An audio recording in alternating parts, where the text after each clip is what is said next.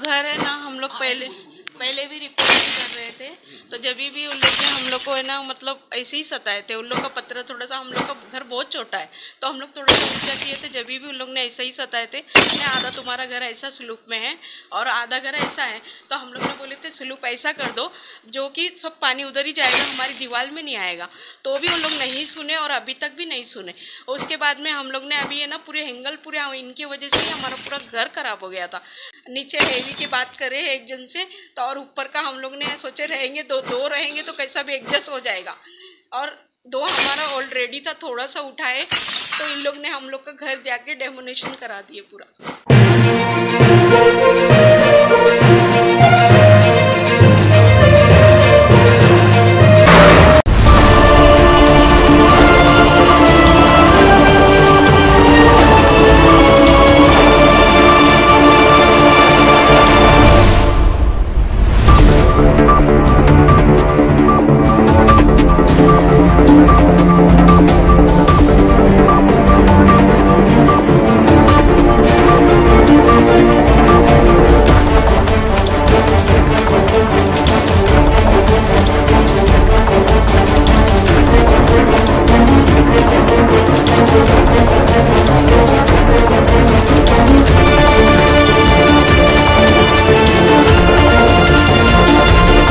नमस्कार, मैं हूं राजकुमार विश्वकर्मा। आप देख रहे हो टुडे फ्लैश न्यूज और V9 भारत टीवी न्यूज। इस समय चांदीगढ़ विधानसभा के जरीमरी वार्ड क्रमांक 162 के उस इलाके में खड़े हैं जो मदीना डेयरी, जो कि काफ़ी मशहूर एक डेयरी मानी जाती है जरीमरी इलाके के अंदर। उसके ठीक सामने एक प्याजी चौल है जहां पर एक गरीब परिवार, जिसकी रूम की साइज 6x8 जो ऑलरेडी पूरी तरह से बनी हुई थी, जिसकी रिपेयरिंग करने का काम पिछले 1-2 दिन से चालू था, किसी की शिकायत पर वो तोड़ा गया।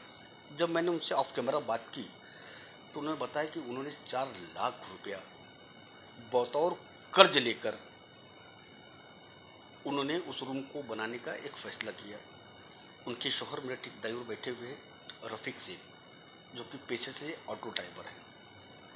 बावजूद इसके महानगर पालिका ने बिल्कुल किसी प्रकार की कोई भी रहमी न बरतते हुए उस पर थोड़ा कार्रवाई कर दी। क्यों की है, इस सारे विषय को जानने के लिए हम आए हैं सवाना शेख के पास। सवाना, एक कार्रवाई क्यों तोड़ी गई है, क्यों आपका घर तोड़ा गया?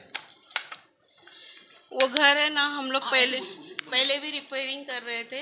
तो जब भी उन लोग ने हम लोग को है ना, मतलब ऐसे ही सताए थे। उन लोग का पत्र थोड़ा सा, हम लोग का घर बहुत छोटा है तो हम लोग थोड़ा सा ऊंचा किए थे। जब भी उन लोग ने ऐसे ही सताए थे, उन लोग बोले थे, हम लोग ने आधा तुम्हारा घर ऐसा स्लूप में है और आधा घर ऐसा है, तो हम लोग ने बोले थे स्लूप ऐसा कर दो जो कि सब पानी उधर ही जाएगा, हमारी दीवार में नहीं आएगा।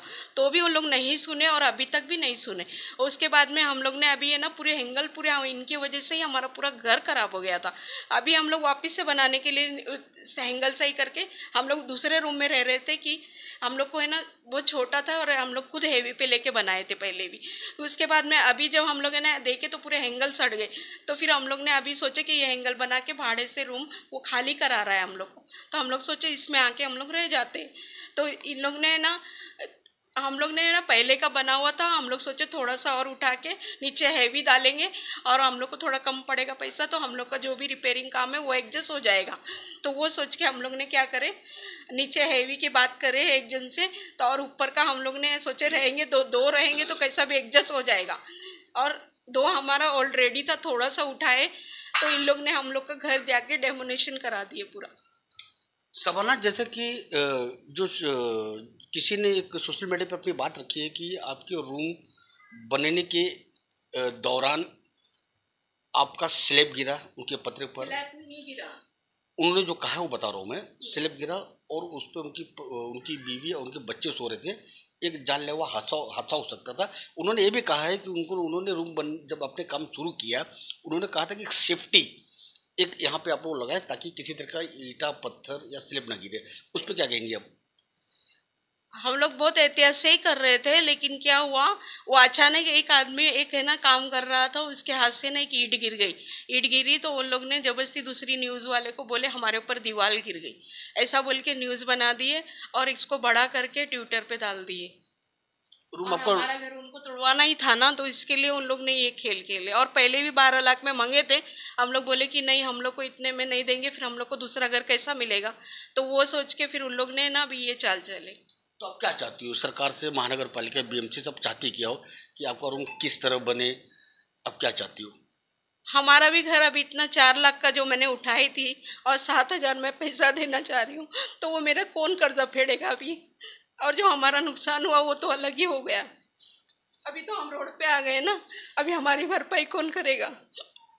इनका थोड़ा सा हुआ था, हम लोग बोले तुम्हारा पतरा बना के देते, एक के बदले 2 डाल के देते, तुम्हारे घर में अगर नुकसान हुआ होगा तो वो भरपाई करके देते। लेकिन एक भी बात मानने को तैयार नहीं थे। अगर अड़ोस पड़ोस है तो एक दूसरे को समझ के लेना चाहिए था ना, जरा भी समझे नहीं और हम लोग का पूरा घर ही तोड़वा दी। देख सकते हैं सबाना अपनी भावनात्मक अपनी बात यहाँ पर रखी है। रफीक शेख जो पेशे से ऑटो ड्राइवर है। रफीक भाई क्या लगता है कि जो हादसा जो घटना घटी आपके रूम के साथ में, ये तो हो गया जैसा नहीं होना चाहिए था, पर हो गया ऐसा। हम लोग भी बोले उनको भाई जो हुआ है तुम्हारा हम करा देते हैं, पत्र वगैरह क्या है सब कर देंगे, पर सुनने नहीं वो लोग। बोले कि रूम कैसे बनेगा फिर अभी? हाँ वही, अभी हम लोगों के ऊपर कर्जा हो गया 4 लाख, वो तो भरना है हमको।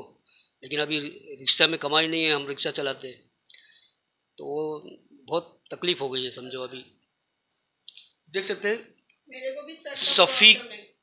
रफीक शेख और सबाना शेख ने अपनी भावना यहाँ पे रखी हुई है। 4 लाख रुपया कर्ज लेकर बैतौल उन्होंने रूम बनाने का काम उन्होंने शुरुआत किया था। और जबकि समझ सकते हैं मुंबई शहर के जैसे इलाके के अंदर कर्ज कोई ऐसे ही नहीं दे देता है, उस पर कुछ ब्याज जोड़ता है।